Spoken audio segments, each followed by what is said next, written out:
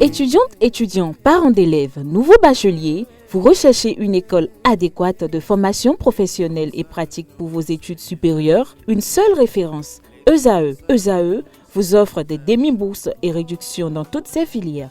Waouh!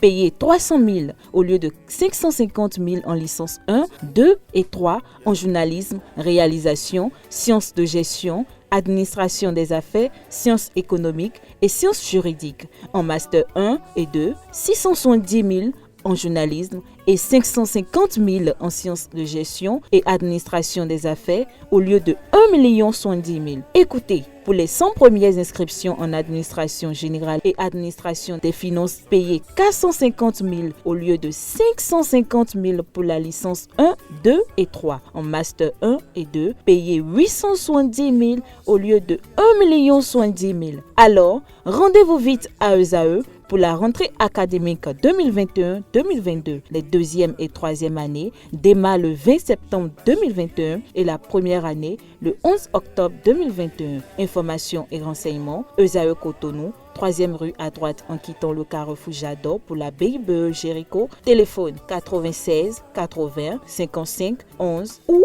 98 98 14 00 ou encore 90 93 65 21. ESAE, l'excellence à un an.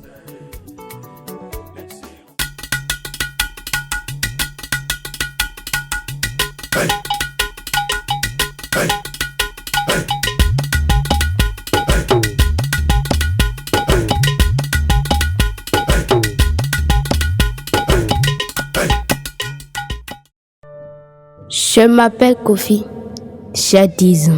Mes parents et moi vivions une vie de bonheur parfait jusqu'au jour où ce bonheur fut stoppé par un accident de circulation. La mort emporta ma tendre et aimable mère. Mon destin changea. Aujourd'hui, mon père qui était pour moi une source de bonheur m'est devenu un fardeau lourd à porter. Chaque regard qu'il pose sur moi me fait pleurer intérieurement.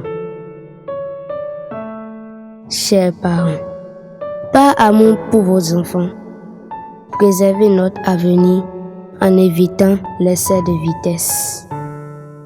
Ceci est un message du Centre national de sécurité routière et de handicap international humanité et inclusion avec le soutien de la Direction générale de la coopération belge au développement. La nouvelle spiritualité, c'est de ça qu'il s'agira dans notre émission de Au cœur du mystère de ce soir. Et fidèles amis téléspirituels et chers amis internautes, bonsoir.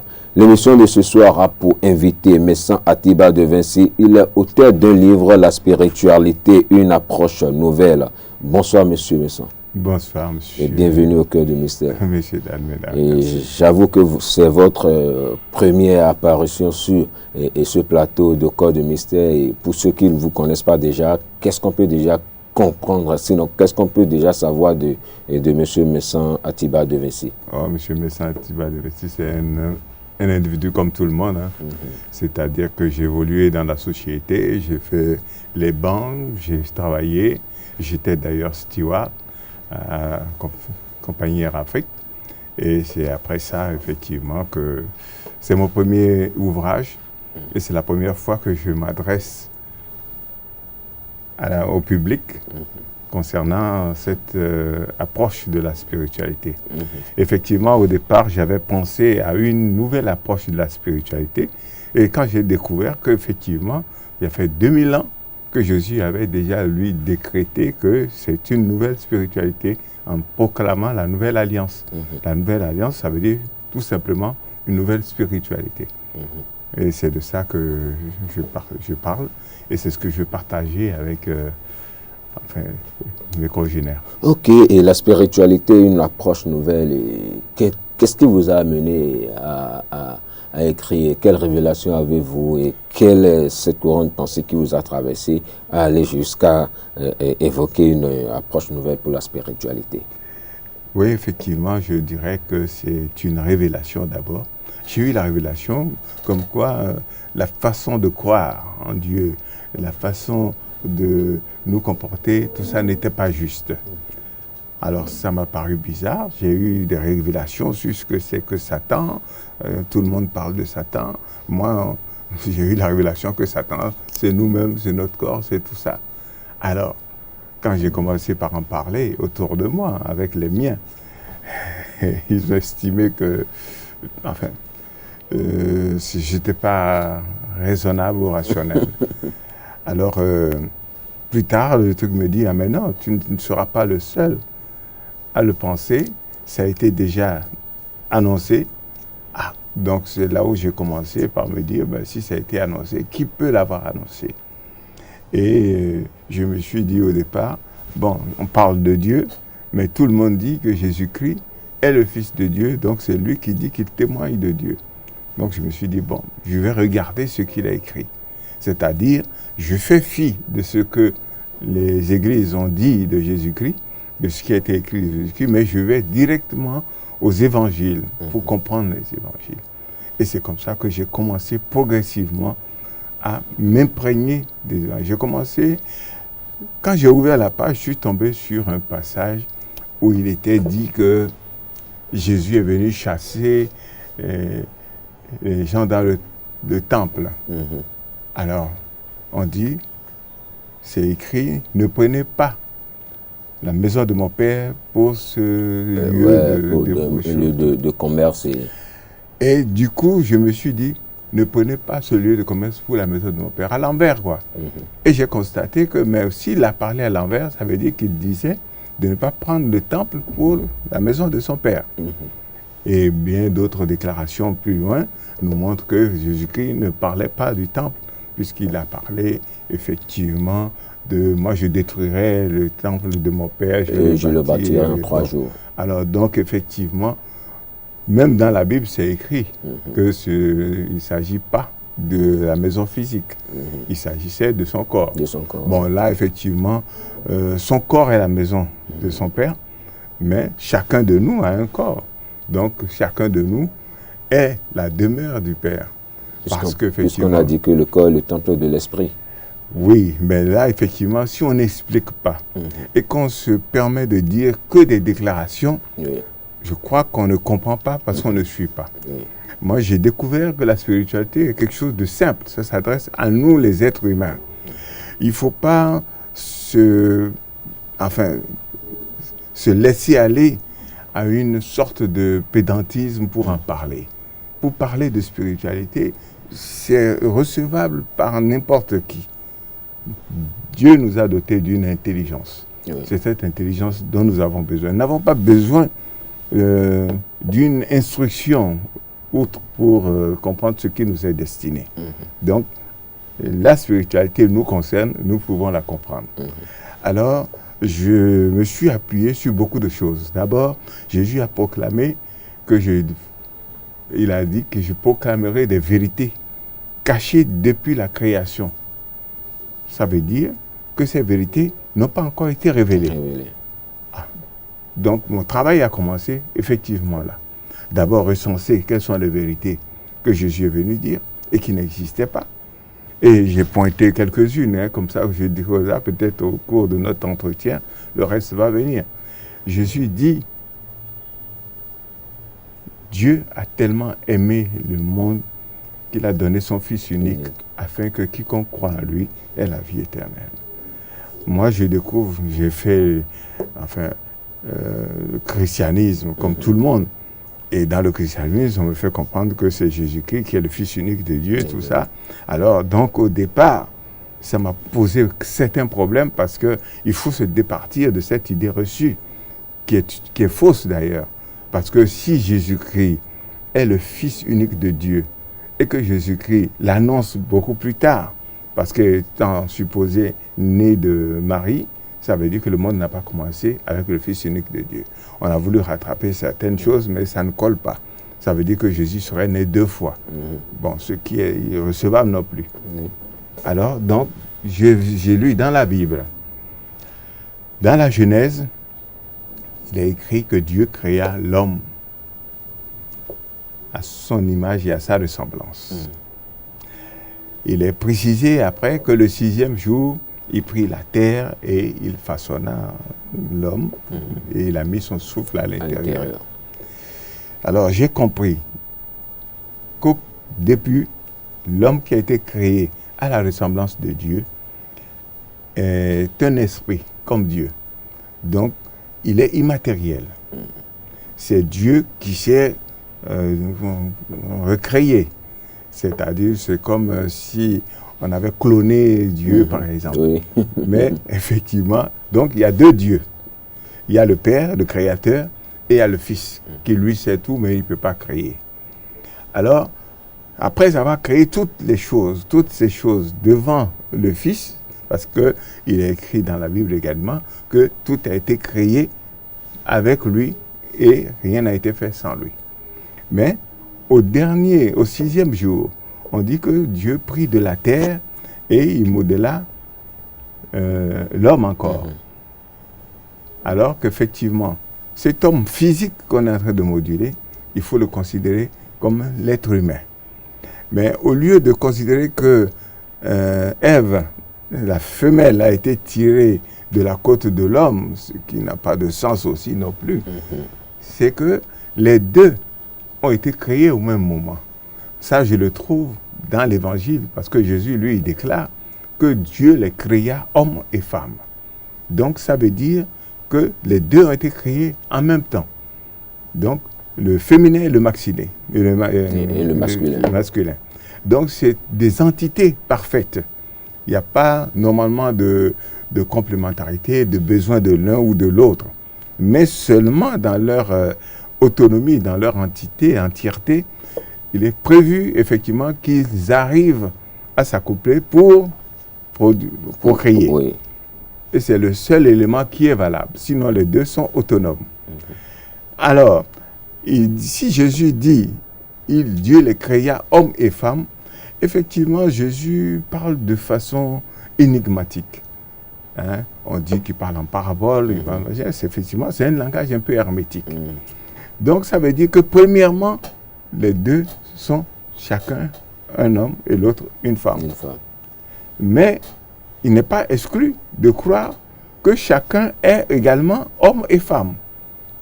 Alors, c'est cette deuxième dimension qui fait l'objet de mon étude, de la présentation du livre que je fais. Donc, ça veut dire que dans Adam et Ève, enfin, on le dit, parce que c'est parti aussi d'une autre considération, on verra peut-être plus tard, il y a eu l'homme, c'est-à-dire l'Esprit de Dieu, qui a été enfermé dans les deux, dans chacun. Ce qui fait dire que l'homme doit être distingué de l'être humain. L'homme, il est invisible, c'est un esprit, c'est l'Esprit de Dieu. C'est lui, le Saint-Esprit, qui est en nous. Mais l'être humain, c'est nous. Et nous avons donc l'Esprit de Dieu en nous. Nous sommes porteurs de Dieu. Nous ne sommes pas Dieu. Maintenant, ce Dieu qui est en nous cohabite avec une âme. L'âme, effectivement, la révélation que j'ai eue, c'est un ange. Dieu a créé les anges différemment. C'est comme des moteurs qu'on aurait créés pour des mécanismes différents. C'est-à-dire, il y a un moteur pour un ferraille passé, il y a un moteur pour une voiture ou bien pour un avion, pour un bateau. Et le moteur qui pilote l'être humain, c'est l'âme la plus émancipée, la plus élevée, c'est-à-dire, les gens ont appelé l'ange Gabriel qui fréquente les gens ou bien tout le reste. Je garderai peut-être ça pour dire c'est l'ange Gabriel. C'est l'ange le plus élevé, le plus intelligent. Donc cet ange est en nous et le Fils de Dieu, l'Esprit de Dieu est en nous. Alors, là, je vais essayer de rentrer dans une autre appréciation que j'ai reçue de certains compatriotes en Afrique qui ont estimé que la croyance en Dieu est venue d'eux. C'est-à-dire que c'est eux qui ont parlé au départ de Adam et ça a été transformé Adam et Ève. Parce que c'est des gens du Togo qui me disaient que pour eux, ils ont dit Adam, Ameve. Ça veut dire deux âmes, deux esprits, deux pensées créatrices ont existé, mais se sont mariées entre elles. Alors donc, c'est Ève qui a été transformée, qui aurait été transformée en Ève. Donc, mais ça ne change pas trop le cours des choses, quoi. Ça veut dire qu'à partir de là, l'esprit étant donc dans chacun d'eux, quand les deux vont s'accoupler pour donner naissance à un autre être humain, ça veut dire que le corps va féconder le corps de l'autre pour donner le corps de l'enfant. L'âme de l'un va féconder l'âme de l'autre aussi pour donner une autre âme dedans. Et l'esprit également crée un nouvel esprit. Jésus le dit bien, ce qui est né de l'esprit est esprit, ce qui est né du corps est de la chair est chair. Alors, donc à ce stade, je dirais déjà tout de suite qu'il n'y a même pas de réincarnation. Ce que Jésus d'ailleurs n'en parle pas.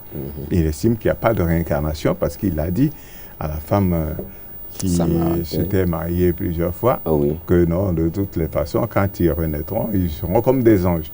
Ça veut dire que l'âme retourne à son état d'ange. Si cette âme, effectivement, n'a pas été détruite ou bien n'a pas mérité l'enfer. Voilà ce que je pourrais dire d'entrée. Donc, nous sommes des êtres humains. Nous avons en notre sein une âme et un esprit.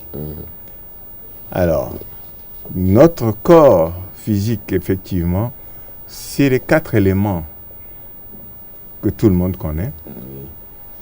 Le feu, l'air, l'eau et la terre. Mais en ce qui concerne Dieu, c'est lui qui tient ces 4 éléments-là. Mais en ce qui nous concerne, nous, êtres humains, c'est notre âme qui tient les 4 éléments. Et l'âme étant mortelle, nous sommes des mortels. Il nous revient de faire entrer notre âme dans l'esprit, donc d'unir l'âme et l'esprit qui est en nous, et nous devenons immortels. Et c'est ce que Jésus-Christ a réussi à faire. Donc Jésus-Christ est devenu immortel. Avant de penser à sa résurrection, nous en viendrons tout de suite. Alors donc je dirais aussi tout de suite que Dieu ayant créé l'être humain à son image, ça veut dire qu'on a constaté qu'il a pris de la terre, il a moulé la terre, et il a mis l'esprit dedans. Donc Dieu également est un esprit à l'intérieur de la terre. Donc Dieu se trouverait dans la terre. Et c'est donc Dieu qui anime le mouvement de la terre, c'est lui qui peut gérer le poids ou le surpoids, tout ce qu'on dirait de la terre. C'est une prétention que de vouloir réguler ce genre de choses. Voilà. Ok, le Christ l'a dit, et vous l'avez mentionné, je suis la vérité, et le chemin, la vérité et la vie. Et ce langage, vous l'avez aussi décodé. Oui, tout simplement parce que c'est bien facile de dire je suis la vérité, je suis le chemin, je suis la vie. Mais tout ça a un sens. Quand il dit je suis la vérité, mais de quelle vérité? C'est-à-dire ce qu'il dit est la vérité. La façon dont nous croyons en Dieu est-elle juste? Il lui fait exister 2 dieux. Parce qu'effectivement, il faut remonter toujours à la Genèse. Quand on dit que Dieu a créé l'être humain au 6e jour, il allait se reposer. C'est ce que la Bible écrit. Donc si c'est reposé le 6e jour, le 7e jour, il s'est reposé le 7e jour. Donc ça veut dire que c'est le 8e jour qui va réapparaître. Mais ce 7e jour, quand il s'est reposé, notre monde s'était-il arrêté? Le monde a continué de tourner. Donc il a tourné avec qui? Avec son Fils, qui était Dieu en chacun de nous. Donc le principe de Dieu ne peut pas être doublé, c'est-à-dire il ne peut pas avoir 2 capitaines dans un bateau. Donc c'est le Fils qui a fait tourner le monde. Et c'est lui d'ailleurs qui fait tourner le monde jusqu'à ce jour, puisqu'on n'est pas encore arrivé au 8e jour. On est toujours normalement au 7e jour. Et au 8e jour, peut-être, il viendra fin, il mettra fin à notre monde, voilà. Et il y aura autre chose, c'est là où il va ressusciter. Ok, l'apparition de Christ fait apparaître une nouvelle alliance. Maintenant, dans vos démarches, nous avions compris que vous, si je comprends un peu votre devise, c'est comme si, pour vous, l'arrivée de Jésus met fin à l'ancienne alliance. Mais ce n'est pas pour moi, c'est-à-dire c'est Jésus qui le dit. Et c'est écrit. C'est-à-dire, c'est à la veille de sa mort. Il avait eu à réunir ses apôtres, oui. Et ils ont eu ce que nous appelons aujourd'hui la Sainte Seine. Malheureusement, on ne peut rien comprendre dans tout ce qui nous a été livré, parce que à la Sainte Seine, il a demandé à ses apôtres que l'ancienne alliance faite avec Moïse, elle est terminée, et qu'il scelle avec eux une nouvelle alliance. Et pour cette alliance, il a fait un pacte. Il a dit, bon, le pacte en Afrique, ça se fait à partir d'un animal qu'on immolait en intention de Dieu et tout. On mangeait la chair.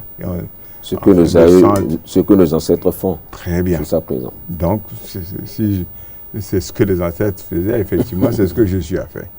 Et il dit, vous ferez cela en mémoire de moi. Ça veut dire que même si je ne suis pas là, vous ne retournerez plus dans l'ancienne alliance de Moïse. Mais effectivement, il faut reconnaître ce que Jésus a dit préalablement. Il a dit, je ne suis pas venu supprimer la loi de Moïse et l'enseignement des prophètes, mais je suis venu leur donner tout leur sens. Et c'est là où il dit que la loi de Moïse et tout l'enseignement des prophètes se résume à dire qu'il faut faire à autrui ce qu'on aimerait qu'autrui nous fasse. Ça veut dire que c'est une loi de cohabitation, de savoir-vivre, de bon voisinage, tout ce qu'on peut dire. Et c'est ce qui se fait d'ailleurs tous les dimanches dans les églises, dans les mosquées. On ne parle que de comment, il n'y a pas de spiritualité. La spiritualité, c'est notre relation avec Dieu, le divin. Et qu'est-ce qu'il faut faire? Pourquoi nous sommes sur terre? Quelle est notre mission ici-bas? Alors, tout le monde dit, mon destin, c'est je suis instituteur, c'est d'enseigner les gens. Moi, je suis docteur, c'est de soigner les gens. Mais non, ça c'est l'occupation que nous avons sur terre pendant que nous attendons d'accomplir la mission. La mission que nous avons, elle est unique. Elle est la même pour tous les êtres humains. C'est-à-dire retrouver le divin qui est en nous. Alors, c'est là où ça devient un peu plus complexe. Il faut une démarche. Et c'est là où Jésus parle de « je suis la vérité, je suis le chemin et je suis la vie ». C'est-à-dire que si tu as compris que Dieu est comme il est, c'est-à-dire il est en toi, et que c'est lui que tu dois t'unir à lui. Et ensuite, une fois que tu es uni à Dieu, tu es devenu immortel. Mais qu'est-ce qui te reste à faire? C'est de rencontrer le Père de Dieu, c'est-à-dire le Père du Fils unique, qui est le Dieu créateur. Et on dit dans la Bible, seul le Fils connaît le Père et il mène à lui qui? Bon, ça effectivement, c'est une erreur encore. Dans la Bible, ils ont essayé d'arranger des choses. Ce n'est pas qui il veut, c'est qui le veut. Qui le veut, oui. Parce qu'effectivement, cela ne dépend pas du Fils de Dieu d'emmener quelqu'un. Lui-même le dit, les places à gauche ou à droite de mon Père ne dépendent pas de moi. Elles sont pour ceux pour qui le Père les a réservées. Il les a dit à chaque fille de Zébédée. Quand la maman demandait de... Bon. Alors, ça suffit largement pour qu'on comprenne qu'effectivement, c'est une autre démarche. D'ailleurs, ça me permet de dire aussi qu'on dit que Jésus serait venu enlever Marie, serait venu enlever les apôtres. Mais on est dans quoi? Monsieur Atiba, très rapidement, me fait déjà la main que le temps est imparti. Mais j'aimerais qu'on revienne très rapidement sur la Sainte Seine. Oui. Et j'ai deux questions que je vais jumeler. Il dit le sang de la nouvelle alliance éternelle qui sera versé pour vous et pour la rémission des péchés. Vous ferez cela en mémoire de moi. Est-ce que quand on compare ça aujourd'hui, à ce que font nos ancêtres et sinon nos parents, est-ce que ce n'est pas cette phrase-là qui traîne jusqu'à présent? Secondo, Judas n'est-elle pas comment dire, celui par qui la prophétie a pu se réaliser s'il ne sacrifiait pas Jésus? Ok. Deux questions. Je vais commencer par la deuxième. Oui. Alors, il faut comprendre quelque chose définitivement. Et la prophétie d'Ésaïe, ce sont deux choses différentes. Oui. En tout cas, Jésus, lui, le dit, qu'aucune prophétie ne parle de lui. Personne n'a prophétisé sur lui, que la prophétie s'arrête à Jean-Baptiste. Mais lui, il a accepté de se faire passer pour le Messie dont on parle, afin que les gens retiennent son enseignement, ses paroles. Ce sont ces paroles qui sauvent. Et c'est seulement comme ça qu'il nous a sauvés. Donc, mais comme la prophétie a dit que le Messie va mourir de telle façon, il faut qu'il suive le déroulement jusqu'à la fin. Et c'est pour ça que quand on voulait l'attraper, la nuit là, quand il s'est retourné sur la grotte, oui. Mais il n'était pas content, parce que personne ne peut aimer mourir. Donc, il était en train de demander si le Père pouvait éloigner cette coupe amère. Ouais. Mais quand il a dit, bon, ce n'est pas ta volonté, ce n'est pas ma volonté, mais c'est ta volonté. Mais les gens ont confondu encore comme si Dieu prenait une décision par rapport à son embarras de choix. Non, il était en train d'expliquer qu'il doit simplement accomplir la volonté de Dieu. Parce qu'il a dit dans la prière de notre Père, que ta volonté soit faite sur la terre comme au ciel. Ouais. Ça veut dire que la volonté se fait d'abord au ciel. Et le ciel, c'est le siège de Dieu. Donc, il y a un siège en nous, où le Dieu, le Fils unique, siège. Donc, c'est son ciel qui est en nous. Cette volonté s'est faite là-bas. C'est-à-dire que l'âme s'est unie à l'esprit dans le siège, qui est certainement dans le cœur. Et on retrouve cette même démarche dans le fait qu'il dit que l'homme quittera son père et sa mère pour s'attacher à sa femme. Les deux formeront une même chair. Ils ne sont plus deux, mais seuls. C'est-à-dire que les deux seront à l'intérieur du cœur, qui est une chair à l'intérieur.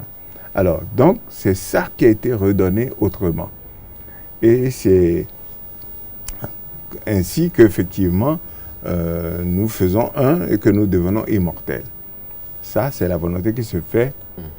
Donc, Jésus-Christ n'était pas dans la prophétie, mais il a décidé de ressembler à ça, voilà, et afin que les gens... mais si à la fin, il avait dévié, il n'était pas mort comme ça, les gens allaient penser que, bon, ce n'était pas bien la prophétie. Merci beaucoup à vous. C'est pour ça, d'ailleurs, qu'il dit, quand Pierre a sorti son épée pour le défendre, il dit, mais laisse tomber ton épée. Hein, je peux faire venir 2 bataillons de machins, d'anges pour... Bon. Donc, c'est clair que là, effectivement, il n'y a pas de prophétie sur lui. La seconde question... Très rapidement, parce que le temps est imparti. Oui. C'est Judas. Oui. Alors, Judas, lui, c'est le meilleur ami de Jésus même. Il connaît Jésus très bien. Mais Judas est un cupide. Il a voulu se faire de l'argent. Il sait que Jésus est immortel. Et il sait tout d'avance. Donc, comme les gens cherchaient à attraper Jésus, lui, il a dit, OK, je vais vous le livrer. Vous me donnez de l'argent. Donc, il a pris l'argent, sachant très bien que Jésus allait effectivement échapper. Donc, il arrive, Jésus lui dit, ah, quelqu'un m'a trahi déjà ici. Bon, finalement, il se rend compte que Jésus est déjà au courant. Alors, qu'est-ce qu'il va faire? Donc, il dit, s'il est au courant, donc il va se sortir d'affaire. Jésus lui dit, fais ce que tu as à faire. Donc, lui, il a continué normalement. Maintenant, on attrape Jésus. Puisque Jésus avait déjà dit que c'est la fin, il a déjà tout fait ici, lui, il s'en va. Alors, c'est quand Jésus se laisse tuer que Judas était éploré, c'est-à-dire que pour lui, mais qu'est-ce qu'il a commis comme faute? Qu'est-ce que Jésus a fait de lui?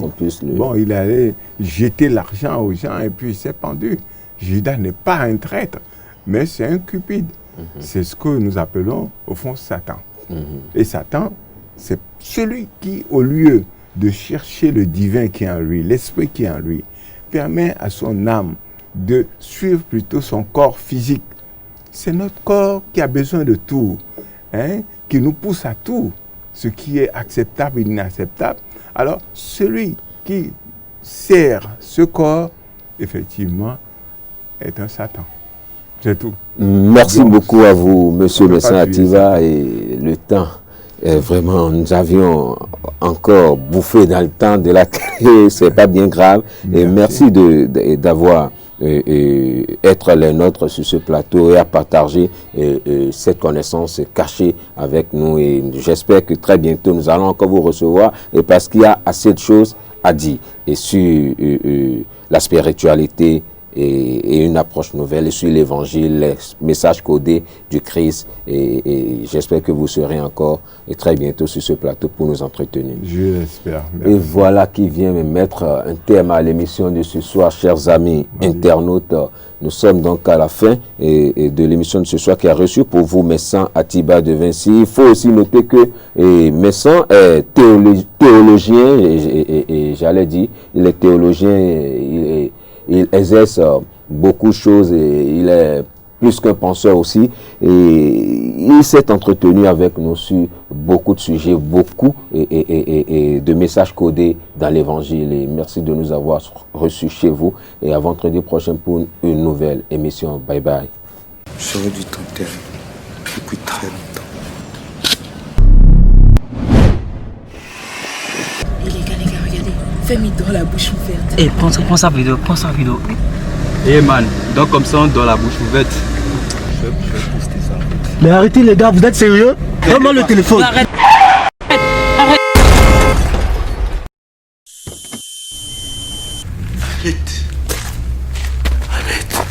C'est faux.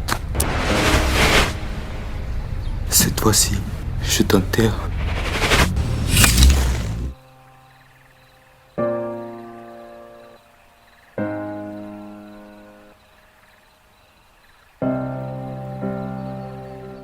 Ceci est un message du Centre national de sécurité routière et de Handicap International Humanité et Inclusion avec le soutien de la Direction générale de la coopération belge au développement.